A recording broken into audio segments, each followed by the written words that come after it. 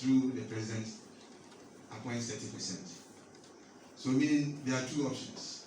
If we fail in one, there's still a window of opportunity for us to rescue the situation. But how committed are we in using the other aspect to get more women on board? Coming from West Akim Municipal Assembly, the commitment I want you to put across is that in order to overcome this, for instance, those that are elected, we have decided to give the platform or create a platform for our elected assembly members to be able to tell their success stories. Because we are of the belief that once that is done, then it will break the myth. People will begin to appreciate that women can equally do it better. Once we do that, the opportunity for comparison will come in. There was a male or a man assembly member for that particular area. Now a woman is now in charge. What are the differences that we can see? Then it will encourage more people to vote for women. Secondly, what we need to do is that we must start early regarding the campaign and advocacy. And I think that 2023 is about 2 years away from now. So I am so much in love with where we have started now. It means that we have ample time to be able to tell our story, to be able to encourage more people to step forward and offer themselves for elections. The other aspect is the 30%. I keep saying that if we look at Act 936, the Local Governance Act, it says that once election is not a guarantee for competent people to be elected.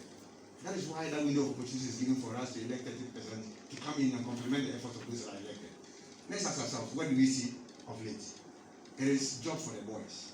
And I keep saying that even if it is job for the boys, there are women among that will be added to the job for the boys, if we want it that way. If we want competency to the equally competent women available that we can include, make up 30%. So we need to just challenge ourselves that we committed that this is what we are all looking out for. And that the bottom line is inclusivity. Everybody's voice must be heard. The last thing I want to leave you with that, as a commitment from West Akim Municipal Assembly, what we are saying is that every subcommittee, the law says that we must have 5 mandatory subcommittees: finance and administration, justice and security, development planning, social service, and works. Then we can add on as and when you have a peculiar problem within your district. What we are saying is that, and the same act says that an assembly member must serve at least in one committee, at least in one. So what we are saying is that once the numbers of the women are not encouraging, as we speak now, every woman assembly member in our place serves more than 2 or 3 subcommittees of the assembly. So that means that every subcommittee has a woman's voice at that particular place, championing the interests and views of the women across the board. So we are challenging all assemblies in this country to take a clue from that. Let's make sure that even though the numbers are few, let's spread their representation in the subcommittees and their voices will be heard. Thank you very much. Since the first elections in 1994 has been 8%. This 8% was achieved in 2006, but has ever since dwindled.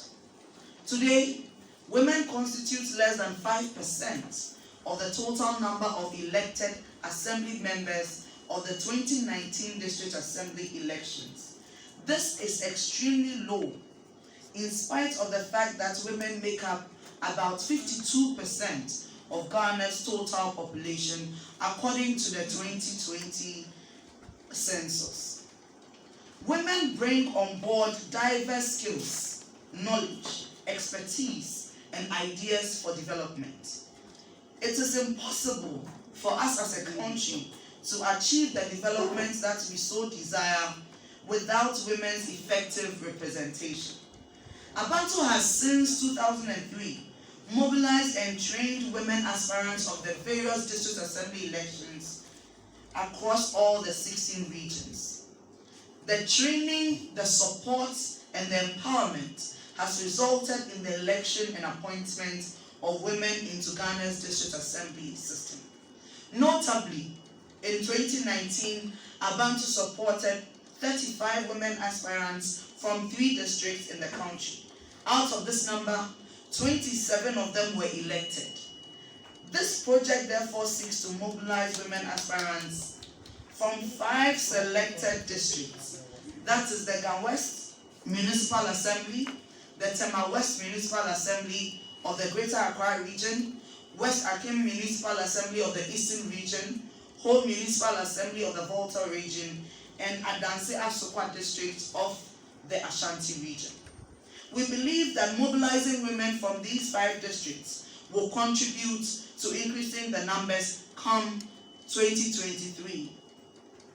These women aspirants from the district that I have mentioned will be supported with training, campaign materials, and media platforms to enhance their chances of election or appointment. Oh, I thought you would clap. In addition, the project will increase advocacy towards the immediate passage of Ghana's Affirmative Action Bill, a law that has been lingering over the years. An affirmative action law presents itself as the sole guaranteed way for increasing women's representation in decision-making spaces. As elections have proved to have failed us over the years, due to the already existing patriarchal and negative perceptions that are associated with women's leadership. It is impossible for Abantu alone to achieve the level of women's increased representation in Ghana's local governance system as required. We are therefore appealing to all and sundry gathered here today and even beyond to support this cause. We need not wait for 2023 to come upon us before we commence the advocacy. That is why we are calling on the media to amplify the need for women's increased support in Ghana's local governance system. We are appealing to the media that all morning, afternoon, and evening shows must discuss the urgency for the passage of Ghana's Affirmative Action Bill into law.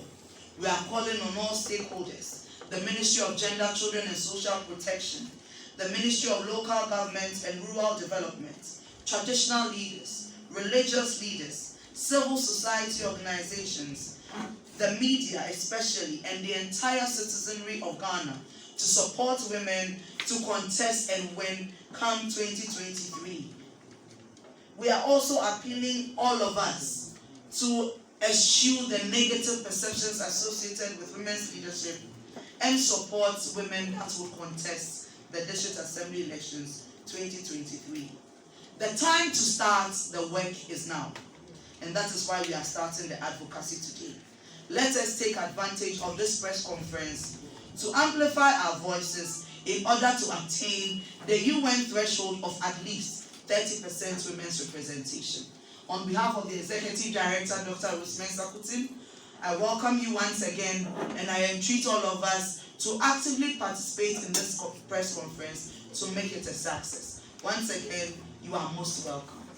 The sad thing is that Ghana started and we stopped. Senegal, our own sister West African country, Senegal, has an affirmative, and that's how they got more women into their legislative assemblies. Rwanda is doing it.